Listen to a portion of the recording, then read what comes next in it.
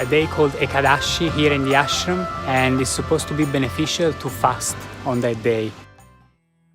If you watch the natural cycles of the body, based on this natural cycle, once in one mandala, that is one mandala is 40 to 48 days, in these 48 days, 3 days will happen where your body does not need food. If that awareness is not there as to which day that is, for that in India they fixed what is called as Ekadashi. That means 4 days before the full moon, 4 days before the new moon day, people don't eat. They wake up in the morning, no breakfast, no lunch, only after the sun sets they eat one meal. This is just to allow the system to realign itself. If you give this break, it's very, very good for your health and your body, the way it functions, because the system needs that time to adjust itself. Every day food, it's a lot of hard work for the body.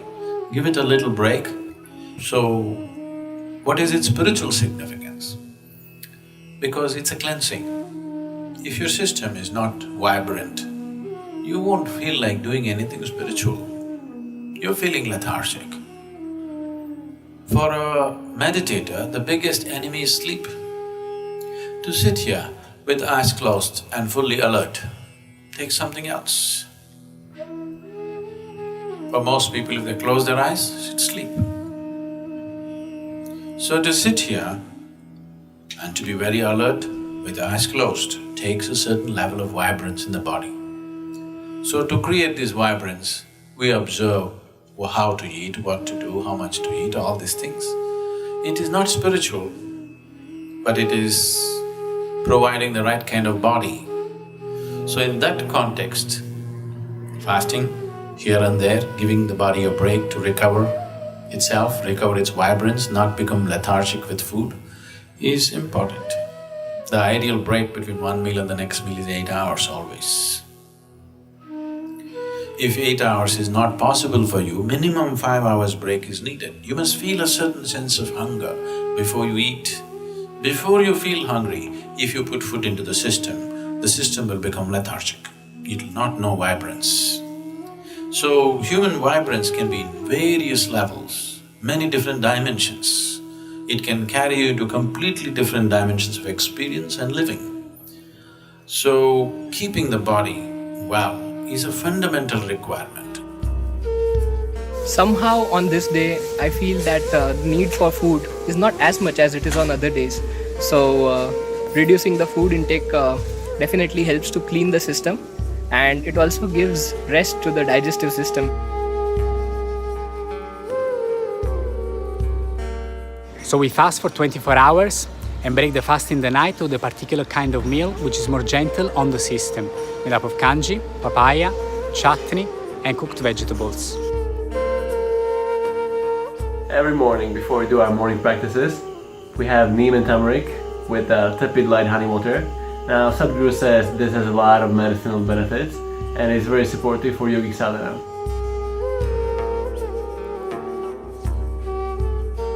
Anything that you borrow from the planet, it will cause a certain level of inertia in the system.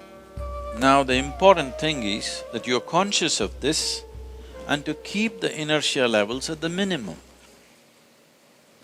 Why always, whether your sadhana is working or not, is always gauged by how much you sleep and how alert you are, is because we're checking the inertia. How much inertia are you generating?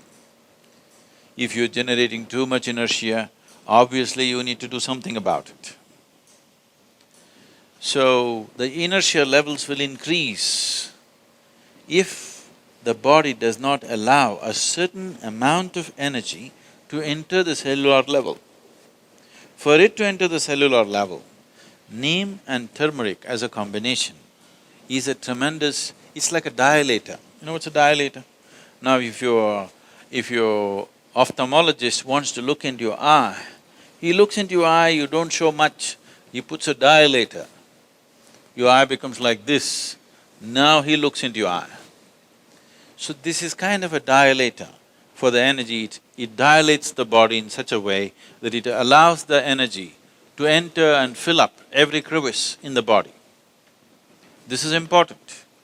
Otherwise, if you do lot of sadhana, neem and turmeric is not the only things, these are physical supports. Other sadhana itself is doing it. Neem and turmeric is a good support because it dilates the cellular structure in such a way that it is able to absorb. As you do your asanas, the body will simply crackle with a different kind of energy. So, consumption of neem and turmeric with a mildly laced honey water acts as a wonderful way of cleansing the system, dilating the system, that when you do sadhana, one thing, it brings flexibility to the muscles. Another thing is because the dilation brings flexibility to the muscle, and that flexibility, as a consequence, becomes a way that you slowly build the system into a more powerful possibility. So, taking care of the food and a few things is important as sadhana. Being disciplined with your food, what you take into the system is as important as doing the sadhana. The idea is, if you take this neem and turmeric combination early in the morning and drink something warm, it cleanses the stomach in a big way. If there are any minor infections in your stomach, it'll go away. And it also kills the cancerous cells in the body. When I say cancerous cells, it is not that you must be diagnosed as having cancer. All our bodies have cancerous cells. Only when this percentage of cancerous cells goes beyond a certain percentage, only then it becomes a disease. Otherwise, every one of our body has cancerous cells, and how many of them are there decides your health status in many ways.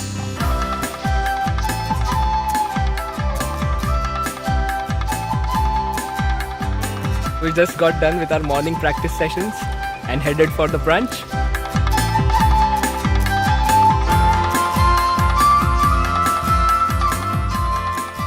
The way that we sit in the hall is we sit cross-legged and we eat with our hands. By eating with the hands, you really create that connection with your food before it even goes into your mouth.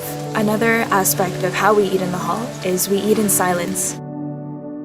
It really helps you be more conscious and aware. And why this is important is because I've become more aware of how my body is while I'm eating. In situations back at home or watching TV while eating, you put your hand into the bag of chips and all of a sudden there's no more chips left. But when you eat this way, consciously, you can better feel the sensations in your body and to know when to stop. Here at the ashram we have 2 meals a day. After introducing this diet, I've seen some changes in the way I do my practices. My sleep quota has gone down quite significantly. Sadhguru says there should be at least 8 hours gap between the first and second meal. I can definitely see that it has worked. So if you space out the food between one meal and the next meal, if there is 6 to 8 hours gap without eating anything else in between, most of your cancerous cells will die. Still, if some of them are tough and they don't go, that is why twice a month there is Ekadasi for you. Now, huge studies are being made and they are saying the same thing, that if you just fast for a period of time, fasting does not mean 8 days, 15 days and killing yourself. No, just you eat your evening meal today, the next meal is only tomorrow evening.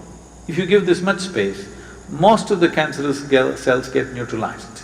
Will all of them be gone? No. Some of them know how to lie low, but they will never be able to increase their numbers and gang up in one place to become an ailment. It's not just about the type of food and how many times we have food, but it's also about the healing and cooling properties of the food. It changes accordingly to the weather. Everything is put together to create the right kind of balance. During the training in the afternoon, we're also taking a soup. In the afternoons, they will give you what is here locally called as kollu, and the English came here and named it as the horse gram. So horse gram soup they will give you in the afternoon. You drink horse gram soup And horse gram is one among the lentils.